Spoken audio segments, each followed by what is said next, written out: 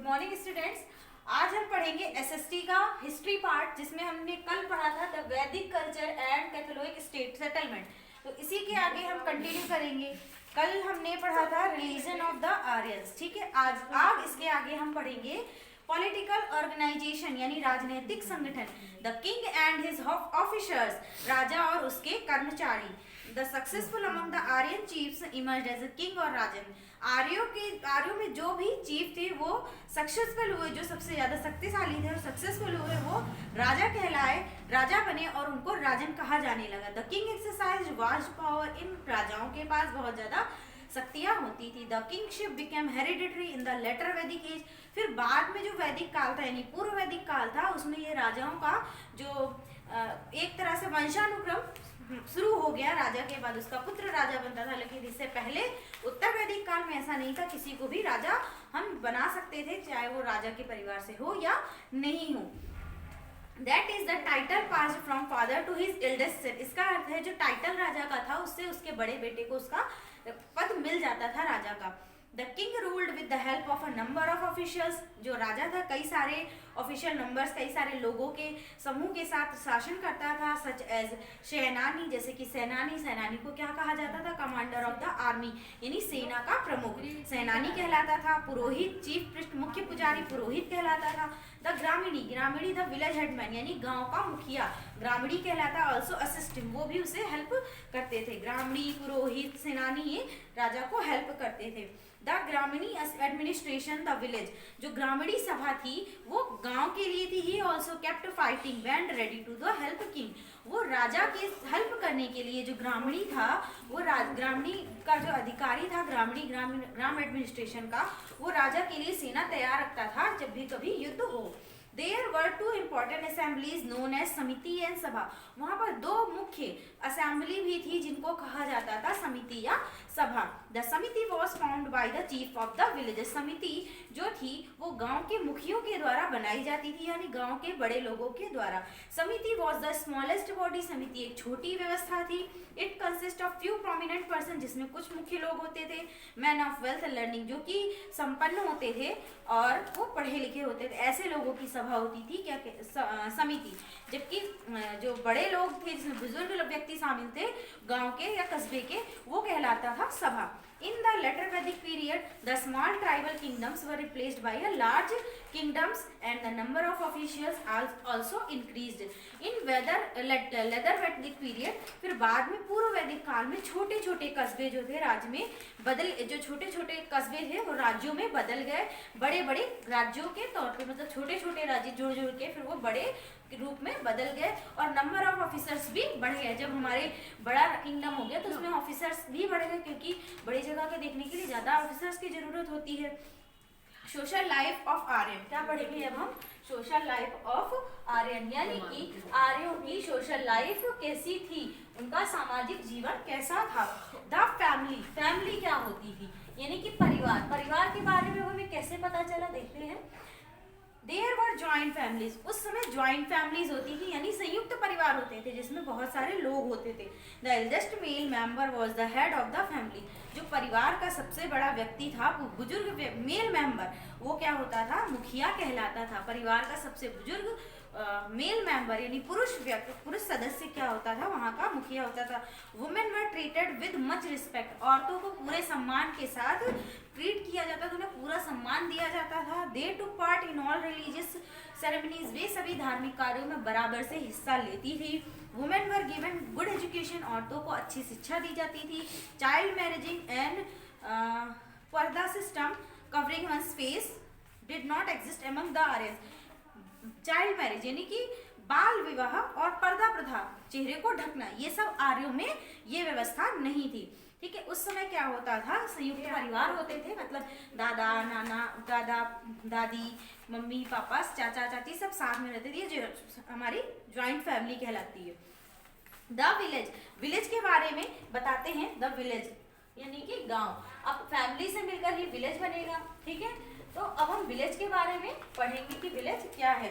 The early Aryans were basically tribal people, जो शुरू में जो आर्य लोग थे वो पूरी तरीके से ट्राइबल पीपल थे, यानी कि जनजातीय लोग थे। दे लिव्ड इन विलेजेस, वो गांवों में रहते थे। द विलेजेस और the grama was headed by gramani. गांव या ग्राम को किसके द्वारा हेडेड किया जाता था, उसका संचालन ग्रामीणी के द्वारा किया जाता था। Agriculture was the chief occupation of the villagers. Agriculture मुख्य व्यवसाय था गांव वालों का, यानी कि गांव में रहने वालों का। They cultivated field which were watered by rivers. वे खेतों की सिंचाई पानी के द्वारा करते थे। खेतों को सींचा जाता था, लेकिन पानी कहाँ से आता था, नदियों के द्वारा।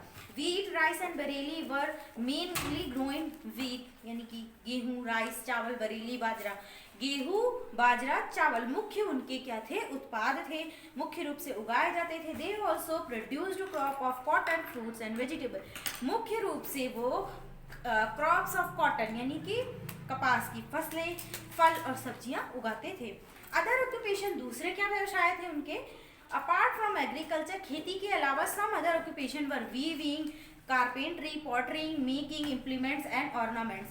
खेती के अलावा कुछ उनके दूसरे व्यवसाय थे, जैसे पॉटरी यानी कि कुम्हारी, कारपेंट्री बढ़ई का काम, वीविंग बुनाई का काम, मेकिंग इम्प्लीमेंट्स एंड ऑर्नामेंट्स कई सारे औजार, और क्या हमारे जिन्हें ऑर्नामेंट्स क्या कहते हैं, गहने बनाना, ये सब काम करते थे। Their pottery was plain and simple. उनकी जो कुम्हारी थी, जो मिट्टी का काम करते थे, वो बहुत सिंपल था और सादा था। The Aryans were pastoral people and domesticated animal. Pastoral मतलब देहाती, गांव में रहने वाले। जो आर्यन थे वो मुख्य रूप से गांव के रहने वाले थे, देहाती जैसे कहते हैं। और डोमेस्टिकेटेड एनिमल यानी पशु पालने वाले थे, पशुपालक थे, ठीक है, और गांव के रहने वाले थे। सच एज काऊ जैसे काऊ, गाय, ऑक्सन, बैल, हॉर्स घोड़े, गोट, बकरी और सिर्फ भेड़। वो जैसे गाय, भैंस, बकरी, बैल ये सब पालते थे। The people were also engaged in trade. और कुछ लोग व्यापार में भी शामिल थे, जैसे they used horses and bullocks for carrying goods. वो जैसे कि वो घोड़ों को और बैलों को सामान, गुड्स यानी सामान को एक स्थान से दूसरे स्थान ले जाने के लिए उपयोग में लाते थे। फिर है हमारा, हमने अदर्स ऑक्यूपेशन देखे, ठीक है, क्या देखा हमने कि अदर ऑक्यूपेशन क्या थे, ठीक है। अब हम देखेंगे क्या, food and dress, food and dress, ठीक है, ये हमारा 4th point. Food and dress, इनका भोजन और पहनावा कैसा था। The early Aryan ate rice, wheat, barley, fruits, vegetables. जो आर्य लोग थे वो चावल, गेहूं, बाजरा, फल और सब्जियां का उपयोग करते थे खाने के लिए। They also took milk, ghee and other milk product in plenty. Plenty मतलब प्रचुर मात्रा में, काफी, और वो दूध, घी और दूध के उत्पाद भी बहुत ज्यादा लेते थे। Their dresses consist of 2 or 3 pieces of clothing made of cotton और वूल। उनके जो वस्त्र थे उसमें 2 या 3 प्रकार के कपड़े होते थे जो कि कॉटन यानी कि सूती होते थे या फिर ऊन के बने हुए होते थे। द वुमेन वोर साड़ी, औरतें साड़ी पहनती थी। द मैन वोर धोती एंड टर्बन, आदमी धोती और पगड़ी पहनते थे। Both man and women were found of ornaments made of gold, silver and other metal. जो आदमी औरत दोनों ही कई प्रकार के ऑर्नामेंट्स, गहने पहनते थे जो कि सोने, चांदी या दूसरी धातुओं के बने हुए होते थे। The ornaments include earrings, necklace and bracelet. गहनों में जैसे कि उनके इयरिंग कान के पहनने वाले, नेकलेस गले में पहनने वाले आभूषण, ब्रेसलेट हाथ में पहनने वाले आभूषण, ये थे गले, कान और हाथ में पहनने वाले आभूषण होते थे। फिर आता है नेक्स्ट पॉइंट, अम्यूजमेंट्स, यानी कि अम्यूजमेंट्स का मतलब होता है इंटरटेनमेंट, मतलब समझ गए, हो गया मनोरंजन। क्या हो गया, मनोरंजन। तो वो अपना अम्यूजमेंट, मनोरंजन किस प्रकार से करते थे, तो अब ये भी हमें पता चल रहा है पुराने लोग कैसे अपना मनोरंजन करते थे। The amusement of the people include chariot racing, horse racing, gambling, dancing and music. जो मनोरंजन थे लोगों के उसमें शामिल थे चैरियट रेसिंग, रथों की दौड़, हॉर्स रेसिंग, घोड़ों की दौड़, गैम्बलिंग, जुआ, डांसिंग, नृत्य, म्यूजिक और संगीत। तो नृत्य, संगीत, घोड़ों की दौड़, जुआ और क्या करते हैं, रथों की दौड़, ये सब उनके मनोरंजन के साधन थे।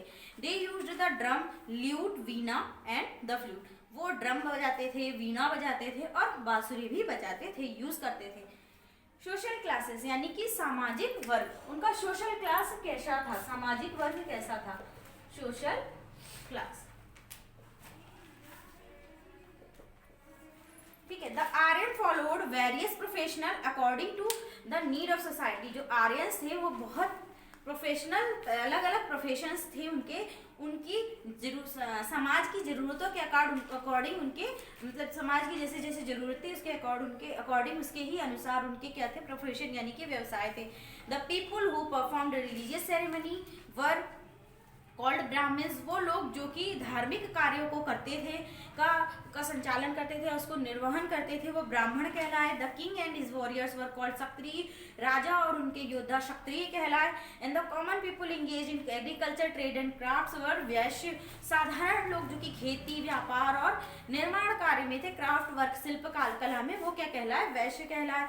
द शूद्र were the menial worker and had low status in society, शूद्र जो थे ये निम्न स्तर का काम करते थे और इनकी समाज में स्थिति भी निम्न होती थी। The Aryan did make a distinction between themselves and the non-Aryans whom called the Das और दस्यु। आर्यनों ने अपने और आर्यन और नॉन आर्यन के बीच में एक रेखा बनाई, विभाजित किया, जो कि नॉन आर्यन कौन थे, जिसे वो दास कहते थे या दस्यु कहते थे। The Dasas has inferior position in the society, समाज में इन दासों की काफी निम्न या खराब स्थिति थी। To beginning with the occupation were not hereditary, शुरुआत में जो व्यवसाय था वो वंशानुक्रम नहीं था, मतलब अपनी रुचि के अनुसार कोई भी किसी भी कार्य को कर सकता था।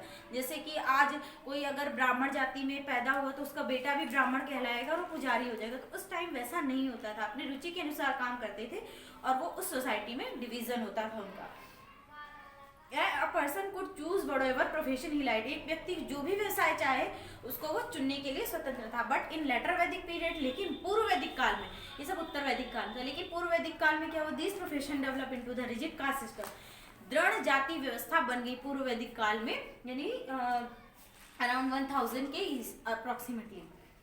कैथोलिक एज यानी कि ताम्र युग 3500 BC टू 2000 BC, यानी ताम्र युग कब से है हमारा शुरू होता, 35,000 साल से आज, मतलब अब 35,000 साल पहले और से 2000 साल, यानी ईसा से 1500 साल पहले से लेकर 1000 साल तक, ठीक है। तो कैथोलिक एज, द वर्ड कैथोलो कलोक्स इन ग्रीक मीन्स कॉपर, जो वर्ड है कैथलो इसका मतलब होता है खालकोस, ग्रीक वर्ड है ये जिसका मतलब होता है कॉपर। कॉपर को हम साइंटिफिकली लिखते हैं ना Cu, तो ये इसका बता रहे हैं। Towards the end of the Neolithic age, people started using both copper and stone for making tools.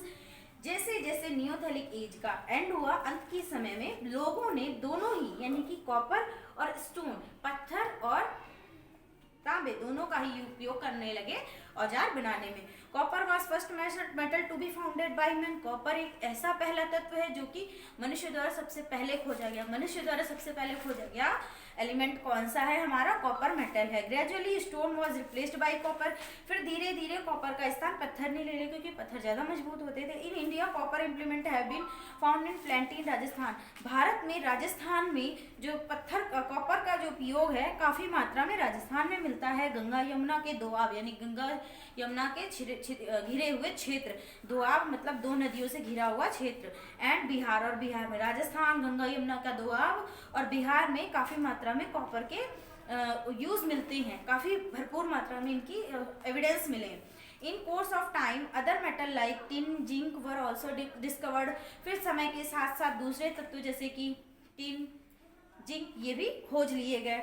Then somebody found out that, तब किसी ने पाया that if a little tin was mixed with copper, अगर थोड़ा सा tin अगर copper के साथ मिक्स कर दिया जाए, the new metal would be much harder than either copper और टिन, तो जो नया मेटल मिलेगा कॉपर और टिन को मिलाने से वो कॉपर और टिन दोनों से ही बहुत हार्ड होगा। This metal is bronze, bronze कहलाया। ब्रॉन्ज क्या है, mixture of copper and tin, जिसमें कि टिन बहुत थोड़ी मात्रा में मिला जाता है, little amount of tin is mixed with large amount of copper, called bronze. The Catholic age is also called bronze युग, ये ब्रॉन्ज युग भी कहलाता है कैथोलिक एज, यानी कांस्य युगीन सभ्यता भी कहलाती, तांबा इसको कांसा बोलते हैं, कांस्य युगीन सभ्यता या तांबा युगीन सभ्यता। It is believed by few archaeologist, ये मान कुछ पुरातत्वविदों द्वारा विश्वास किया जाता है that the Catholic settlement flourished more or less around the same time as Harappa culture, जो कैथोलिक एज है ये ज्यादा फली फूली लगभग हड़प्पा काल के समय में। But the finding has shown that Harappa culture was more advance. लेकिन ये जो खोज है और अवशेष है, जो भी तथ्य मिलते हैं वो बताते हैं कि जो हड़प्पा जो सभ्यता थी वो इससे ज़्यादा क्या थी, फ्लोरिश्ड थी, यानी इससे ज़्यादा क्या थी, हमारी विकसित थी। The Harappa settlement were urban, जो हड़प्पा के लोग थे वो शहरी लोग थे, were the Catholic period was rural, जबकि कैथोलिक पीरियड के लोग क्या थे, ग्रामीण थे। Unlike the Harappa they had not learn the art of mixing copper, फिर भी हड़प्पा के लोगों को कॉपर की कलम मिक्स करने की कला का ज्ञान नहीं था। टू टिन के साथ प्रोड्यूस ब्रॉन्ज, जिससे कि वो ब्रोंज बना चुके, which was widely use by the Harappan, जो कि हड़प्पाओं के द्वारा ज़्यादा यूज किया गया था। ठीक है, तो अब हम नेक्स्ट जो है टॉपिक उसको हम नेक्स्ट वीडियो में पढ़ेंगे। And thanks for watching.